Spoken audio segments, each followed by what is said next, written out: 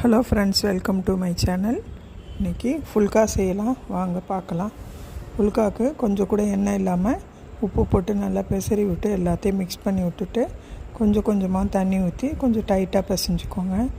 தண்ணியாக பிசைஞ்சிங்கன்னா உப்பி வராது. அதை உருட்டி வச்சுக்கிட்டு அதை கொஞ்சம் தேய்ச்சிட்டு அடுப்பில் போட்டு தவாவில் போட்டு 2 பக்கட்டும் கொஞ்சம் நல்லா வெந்தோடனே கொஞ்சம் நெருப்பில் போட்டு வாட்டுவோம். நல்லா உப்பி வரும்.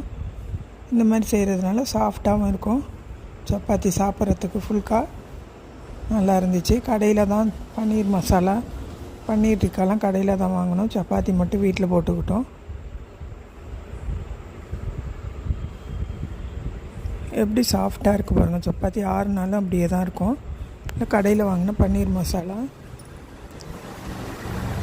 பிடிச்சிருந்தால் லைக் பண்ணுங்கள், ஷேர் பண்ணுங்கள், சப்ஸ்கிரைப் பண்ணுங்கள்.